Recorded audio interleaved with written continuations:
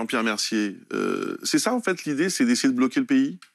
L'idée, c'est de faire repousser cette attaque brutale et complètement inacceptable du gouvernement de Macron. Et effectivement, c'est pas à l'Assemblée nationale qu'on va pouvoir trouver une solution, c'est dans la rue et dans les entreprises. Oui, c'est le 19 janvier, une très forte mobilisation, une très grosse manifestation et le plus possible de grève dans la plupart des entreprises. Il faut que, j'entendais tout à l'heure l'intervention sur la manifestation, il faut qu'il y ait du monde, mais c'est surtout blocage. Moi, je ne vais pas parler de blocage, je vais parler de grève, parce que tout le monde est concerné, qu'on soit du public, du privé, qu'on soit jeune ou vieux, homme ou femme, toutes les catégories professionnelles sont concernées, on est tous attaqués, et donc il va falloir qu'on réponde. Et la seule solution, et on va dire, là je veux dire la vérité, la seule solution pour faire reculer ce gouvernement, ça sera un mouvement de grève générale puissant, très profond et extrêmement large. Il n'y a que ça qui pourra faire reculer le gouvernement. L'enjeu est là, excusez-moi, juste parce que vous focalisez, bon, je ne sais pas pourquoi, sur les secteurs qui sont voyants, le pétrole, les transports, etc. Parce que ça bloque le pays. Il n'y a pas que ça. Mais parce qu'il y a un impact sur la vie quotidienne de millions de Français. Vous savez, si toutes les usines Renault ou Stellantis se mettent en grève, ça va bloquer la production d'automobiles, de fabrication de voitures, ça va bloquer aussi les dividendes, les profits, et c'est comme ça qu'on pourra gagner. On n'achète pas de voiture tous les jours, alors on va au travail tous les jours, et donc tous les jours on doit prendre un train ou prendre sa voiture. Je vous assure que les actionnaires de Renault et de Stellantis seront très attentifs à ce qui va se passer dans leurs usines. Philippe Parce que c'est là qu'on peut changer la donne et le rapport de force. Jean-Pierre Mercier, qu'est-ce qui aujourd'hui pourrait éventuellement vous permettre d'accepter cette réforme? Rien. Rien. Et là, c'est pas un peu radical du coup?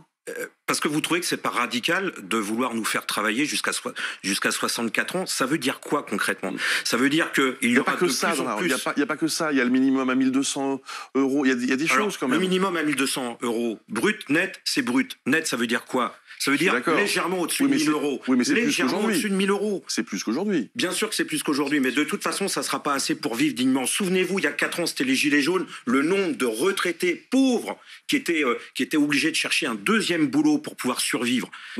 Ça va s'amplifier. Ce phénomène va s'amplifier. Ils veulent nous appauvrir pour donner encore plus d'argent, encore plus d'aide aux grandes entreprises du CAC 40. Il est là l'enjeu.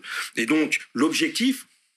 Oui, c'est d'obtenir le retrait pur et simple de cette contre-réforme, et ça passe par un mouvement d'ensemble. Le 19 janvier, encore une fois, ce n'est que le début de la mobilisation. Ça ne peut être que le début de la mobilisation. Combien de temps elle va gagner, nous n'en savons. Combien de temps elle va durer, nous n'en savons rien. Mais en tout cas, il faudra qu'on soit de plus en plus à se mobiliser. Là, je voyais le planning de la CGT Pétrole. Oui, ils ont raison dans le sens, dans la philosophie. C'est qu'il faudrait d'ores et déjà, aujourd'hui, une deuxième date de mobilisation.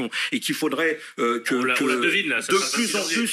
plus en plus de salariés du public comme du privé, et pas simplement des transports. Il ne faut pas que ça soit une grève par délégation. Il faut que tout le monde s'y mette et que tout le monde descende dans la rue. C'est là où moi je suis moins sûre que vous que ça va fonctionner, parce que quand vous dites on n'en veut pas de la réforme des retraites, point, on ne veut pas travailler plus longtemps, moi je pense que la réforme des retraites c'est quand même très simple. Le sujet il est uniquement démographique. Il n'y a pas plus d'actifs et il y a plus de retraités. Le sujet il est démographique. On a un propre... Il est économique. Non, c'est pareil. Il est politique dans le sens où le gouvernement ne veut pas faire mettre la main à la poche aux grandes entreprises du CAC 40 pour financer le système des retraites. Ni aux retraités qui ne paieront pas la réforme des retraites. Oui, mais ce qu'il faudrait, la solution... C'est pour ça qu'ils sont pour, d'ailleurs.